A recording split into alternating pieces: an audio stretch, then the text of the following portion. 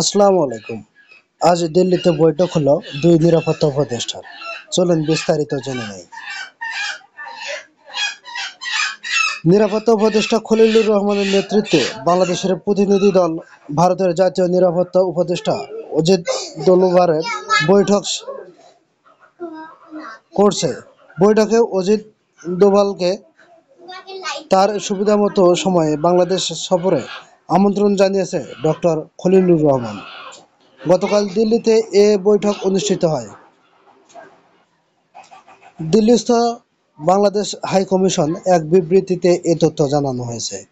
High commission জানায়, জাতীয় নিরাপত্তা উপদেষ্টা খলিলুর রহমানের নেতৃত্বে কলম্বো নিরাপত্তা কনক্লেভের সপ্তম জাতীয় নিরাপত্তা উপদেষ্টা পর্যায়ে বৈঠকে অংশগ্রহণকারী বাংলাদেশ প্রতিনিধি দল গত বুধবার দিল্লিতে ভারতের জাতীয় নিরাপত্তা উপদেষ্টা অজিত দোভালের সঙ্গে বৈঠক করেছে। এ সময় ভারতীয় কর্মকর্তারা উপস্থিত ছিলেন। তারা সিএসসির কার্যক্রম এবং গুরুত্বপূর্ণ দ্বিপক্ষীয় বিষয় নিয়ে আলোচনা করেছে। এ সময় অজিত দোভালকে তার সুবিধামতো সময়ে বাংলাদেশে সফরের আমন্ত্রণ জানিয়েছে ডক্টর খলিলুর রহমান। সম্মেলন শুরু আজ কলম্বো সিকিউরিটি কনক্লেভের জাতীয় নিরাপত্তা উপদেষ্টাদের সম্মেলন শুরু হচ্ছে আজ। নয়াদিল্লির হায়দ্রাবাদ হাউসে শুরু হওয়া এ সম্মেলন বাংলাদেশের নেতৃত্বে দেবেন জাতীয় নিরাপত্তা উপদেষ্টা খলিলুর রহমান। সম্মেলনে যোগ দিতে মঙ্গলবার সন্ধ্যায় তিনি নয়াদিল্লিতে পৌঁছান। আজ সকালে ভারতীয় জাতীয় নিরাপত্তা উপদেষ্টা অজিত দোভালের সভাপতিত্বে শুরু হবে সিএসসি জাতীয় নিরাপত্তা উপদেষ্টা সম্মেলন।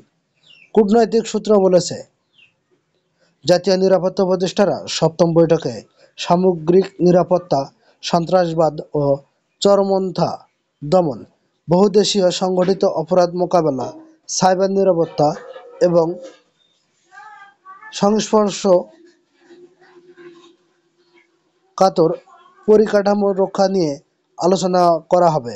একই সঙ্গে মানবিক সহায়তা ও বিপর্যয়কালীন ত্রাণ দেওয়ার নিয়েও সিদ্ধান্ত হবে। এছাড়া 2026 সালে রোডম্যাপ এবং অ্যাকশন পরিকল্পনা নিয়ে আলোচনা হবে বলে জানিয়েছেন ভারতের পররাষ্ট্র মন্ত্রণালয়। তো বন্ধুরা, এতক্ষণ সাথে থাকার জন্য ধন্যবাদ। আর পরবর্তী আপডেট সব নিউজ পেতে আমার চ্যানেলটির সঙ্গে থাকুন।